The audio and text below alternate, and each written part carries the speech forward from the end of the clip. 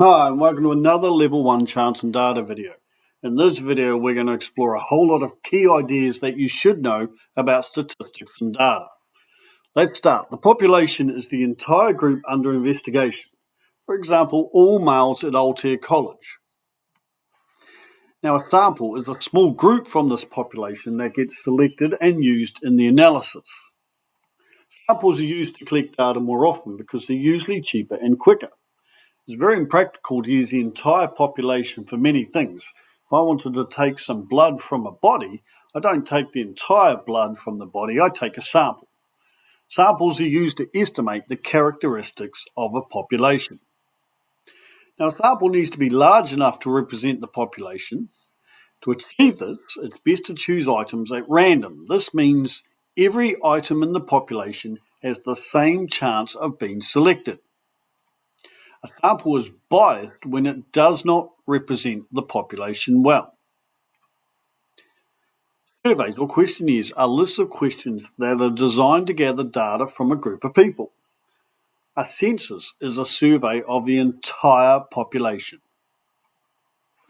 Now, data that characterizes is called qualitative data or categorical data. For example, gender can be put into categories like males, females, gender diverse or non-binary, and so on. Data that is numerical or numbers is called quantitative data. For example, the heights or the temperatures. Okay, let's get into our averages. Now, if a lot of this stuff in the next few minutes you don't quite remember, go back and rewatch our junior videos that covers the whole lot. An average called the mean is calculated by adding up all the numbers in the data set and dividing by how many numbers there are. So here's our first example for mean. And we can get means of like 1.5. That just tells us the average per game is 1.5 goals. Here's another example of a mean, a very good example from a frequency table. This is covered in depth in the junior videos. The next average is called a median. A median is found by putting all numbers into order and finding the middle value.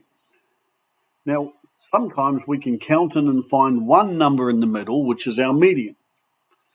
But other times we'll count in and find two numbers in the middle, and what we need to do is add up those two numbers and divide by 2. That gives us our median. Now, the last average is called the mode, and it's the most common occurring number in the data set. We can have modes where there is just one. We can have data sets with one mode. We can have data sets where there's more than one mode. And we can have data sets where there's no modes. Okay, let's turn our attention to spread. The first type of statistic that covers spread is called the range. It's a number that tells us how spread out or varied the data set is. And it's calculated by going highest value minus lowest value. Here's an example of a range.